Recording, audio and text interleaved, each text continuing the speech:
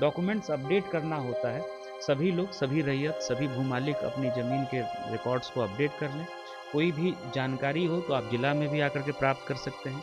एक सीनियर बिहार प्रशासनिक सेवा के पदाधिकारी को बंदोबस्त पदाधिकारी के रूप में पदस्थापित भी किया गया है। उनका कार्यालय भी पूरी तरीके से फंक्शनल हो गया है और बहुत जल्दी एक नंबर हम लोग जारी करने जा रहे हैं। शिविर भी लगाए जाएँगे। शिविर भी लगाए जाएंगे और जो जैसा मैंने आपको बताया कि बंदोबस्त कार्यालय हर एक अंचल में खोल दिया गया है। वहाँ कर्मी जैसे ही प्रशिक्षण कंप्लीट होगा वो लोग बैठना शुरू करेंगे।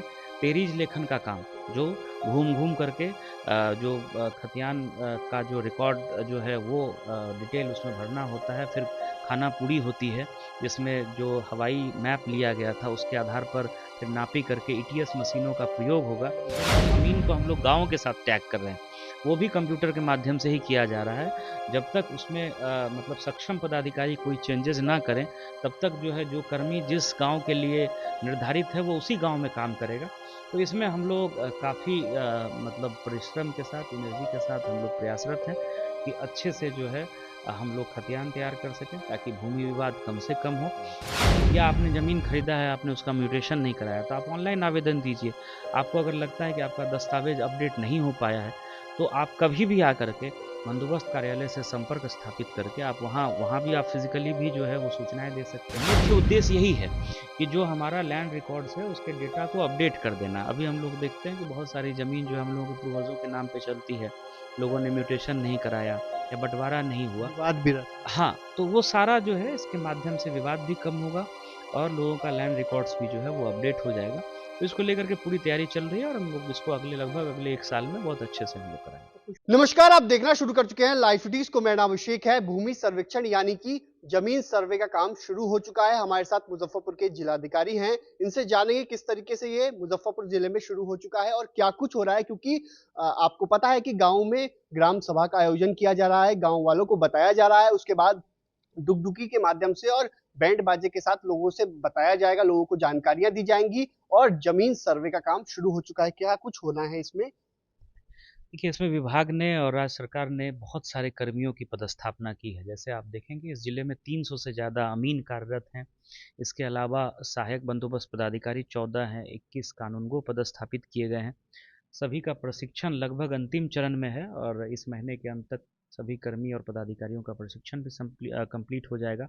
16 अंचलों के लिए कार्यालय भी हम लोगों ने निर्धारित कर दिया है। उसके संबंध में भी जानकारी विभिन्न समाचार पत्रों में, मीडिया के माध्यम से आम जनमानस को दी गई है कि आपको किसी तरह की कोई सूचना चाहिए तो आप जो स्थानीय अंचल में कार्यालय है जहाँ सर्वे सेटलमेंट का काम होगा वहाँ आकर के आप सूचना प्राप्त कर सकते हैं। विशेष ग्राम सभा का आयोजन जो है वो शुरू हो गया है और विभिन्न स्थानों पर हमारे बंदोबस्त के कर्मी पदाधिकारी जा कर के आम लोगों को बता रहे हैं कि उनको कौन कौन सी तैयारी कर लेनी है, कौन कौन से दस्तावेज उनके पास होनी चाहिए, वंशावली वो तैयार कर लें ताकि जब तेरी लेखन का काम हो, तेरी लेखन का काम भी इमीडिएटली अभी शुरू होगा। उसके बाद जब दावा आपत्ति वगैरह का जो प्रोसेस होता है, वंशावली को भी ग्राम सभा में आम जो सभा होती है जिसमें सब लोग बैठते हैं उसमें एक एक वंशावली पे भी चर्चा होती है और फिर जो ड्राफ्ट डॉक्यूमेंट पब्लिश होता है उसको लेकर के दावा आपत्ति ली जाती है। विभिन्न 3 चरणों में मुख्यतः दावा आपत्ति ली जाएगी और मेरी सभी लोगों से यही अपील होगी कि आप अपने डॉक्यूमेंट्स को अपडेट करा लें। आजकल जो है सारा डॉक्यूमेंट जो आपके ज़मीन से संबंधित दस्तावेज हैं सब कुछ ऑनलाइन उपलब्ध है, उसको डिजिटाइज़ किया जा चुका है। लेकिन अभी भी कुछ जमाबंदियाँ हैं जिनका डिजिटाइजेशन विभिन्न कारणों से नहीं हो पाया है। तो आप अगर दस्तावेज लेकर के अंचल में जाएँगे, अगर वो अंचल स्तर से होना होगा तो वहाँ से होगा या फिर जिला स्तर पर डीसीएलआर या एडीएम के स्तर से होना होगा जो छुटी हुई जमाबंदी है। तो सभी लोगों से मेरी अपील है कि इसको लेकर के जिस तरह से सरकार और विभाग तैयारी कर रहा है और अगले 1 वर्ष का पूरा शेड्यूल निकला हुआ है। अगले जुलाई अगस्त तक बिल्कुल हम लोगों को जो हम लोगों का खतियान है उसको हम लोगों को फाइनली पब्लिश करना है। वो शेड्यूल भी हम लोगों ने मीडिया से शेयर किया है और डिफरेंट स्टेजेस पर हम लोग आम लोगों से सहायता भी ले रहे हैं, चाहे वो गांव के सीमाना का निर्धारण हो या वंशावली पर जब चर्चा होती है ताकि किसी तरह का वाद विवाद नहीं हो, या किसी की ज़मीन किसी ने किसी को बेच दी है, उसने म्यूटेशन नहीं कराया है। तो ये सब जो भी डॉक्यूमेंट्स अपडेट करना होता है, सभी लोग, सभी रैयत, सभी भूमालिक अपनी ज़मीन के रिकॉर्ड्स को अपडेट कर लें। कोई भी जानकारी हो तो आप जिला में भी आकर के प्राप्त कर सकते हैं। एक सीनियर बिहार प्रशासनिक सेवा के पदाधिकारी को बंदोबस्त पदाधिकारी के रूप में पदस्थापित भी किया गया है। उनका कार्यालय भी पूरी तरीके से फंक्शनल हो गया है और बहुत जल्दी एक नंबर हम लोग जारी करने जा रहे हैं। उस नंबर पर आप बंदोबस्त से संबंधित कोई भी शिकायत अगर आपकी रहती है तो आप जो है उस नंबर पर फ़ोन करके या व्हाट्सएप के माध्यम से आप बता सकते हैं। वहाँ रजिस्टर का निर्धारण होगा और उसका हम लोग साप्ताहिक निराकरण भी सुनिश्चित कराएंगे। तो ये बहुत मेहनत से और बहुत तैयारी के साथ ये काम हम लोगों ने प्रारंभ किया है और इसमें हम लोगों के पास पर्याप्त संख्या में कर्मी भी हैं और हम लोग उम्मीद कर रहे हैं कि अगले 6 महीने में इसका काफ़ी अच्छा असर जो है वो विभिन्न गांवों में कुल 1680 राजस्व ग्रामों में ये सर्वेक्षण का काम मुजफ्फरपुर ज़िले में होना है। तो हम लोग ये उम्मीद कर रहे हैं कि जो ग्राम सभा हो रही है उससे लोगों को काफ़ी जानकारी भी मिल रही है और उससे लोग जागरूक भी हो रहे हैं। वंशावली बनाने की जो प्रक्रिया है वो भी हम लोगों ने मीडिया के माध्यम से बता दिया है।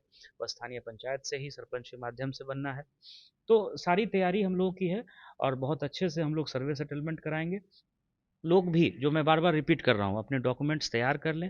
कहीं कोई समस्या है तो हम लोगों से आकर के बात करें, उसका हम लोग त्वरित निराकरण करेंगे। शिविर भी लगाए जाएंगे। शिविर भी लगाए जाएंगे और जो जैसा मैंने आपको बताया कि बंदोबस्त कार्यालय हर एक अंचल में खोल दिया गया है। वहाँ कर्मी जैसे ही प्रशिक्षण कंप्लीट होगा वो लोग बैठना शुरू करेंगे। तेरीज लेखन का काम जो घूम घूम करके जो खतियान का जो रिकॉर्ड जो है वो डिटेल उसमें भरना होता है। फिर खाना पूरी होती है जिसमें जो हवाई मैप लिया गया था उसके आधार पर फिर नापी करके ईटीएस मशीनों का प्रयोग होगा और उसके हिसाब से फिर जो है खाना पूरी और आगे का जो भी पूरा प्रोसेस है इसमें दावा आपत्ति कई स्टेज पे ली जाती है।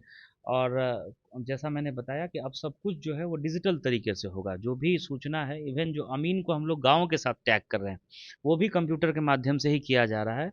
जब तक उसमें मतलब सक्षम पदाधिकारी कोई चेंजेस ना करें तब तक जो है जो कर्मी जिस गांव के लिए निर्धारित है वो उसी गांव में काम करेगा। तो इसमें हम लोग काफ़ी मतलब परिश्रम के साथ एनर्जी के साथ हम लोग प्रयासरत हैं कि अच्छे से जो है हम लोग खतियान तैयार कर सकें ताकि भूमि विवाद कम से कम हो और लोगों को सुविधा हो, लोगों को किसी प्रकार की असुविधा नहीं हो।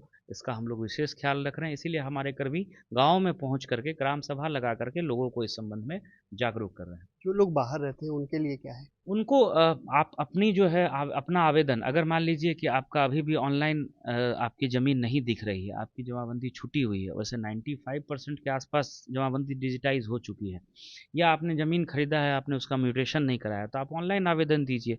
आपको अगर लगता है कि आपका दस्तावेज अपडेट नहीं हो पाया है तो आप कभी भी आकर के बंदोबस्त कार्यालय से संपर्क स्थापित करके आप वहाँ वहाँ भी आप फिजिकली भी जो है वो सूचनाएं दे सकते हैं। और जो जैसा मैंने बताया कि प्रमुखतया 3 बार जो है दावा आपत्ति ली जाएगी। उस समय में आप देख लीजिए जो ड्राफ्ट पब्लिकेशन हुआ है, प्रारूप प्रकाशन हुआ है, उसमें अगर किसी तरह से आपको लगता है कि कोई गड़बड़ी हुई है, कहीं कुछ छूट गया है, तो आप ज़रूर उसको हम लोगों के संज्ञान में और जो बंदोबस्त काम में लगे हुए हैं जो पदाधिकारी कर्मी उनके संज्ञान में आप लाइए, उसका निराकरण किया जाएगा। तो जैसा मैंने बताया कि फिजिकली भी ग्राउंड पर भी काम हो रहा है और डिजिटल तरीके से इलेक्ट्रॉनिक तरीके से भी नए जो उपकरण हैं उनका उपयोग करके हम लोग इसको समयबद्ध तरीके से कंप्लीट कुछ करेंगे। लोगों के पास पेपर नहीं होंगे तो ऐसे में उनको कितना समय दिया जाएगा? देखिए जैसे पुराना खतियान जो 75 में हुआ था उसमें कौन रैयत है, उसके बाद अगर ज़मीन का ट्रांजैक्शन हुआ है तो उससे संबंधित दस्तावेज होगा, एलपीसी होगा, रसीद होगा, भले ही किसी का ऑनलाइन जो है जमाबंदी नहीं चढ़ी हो।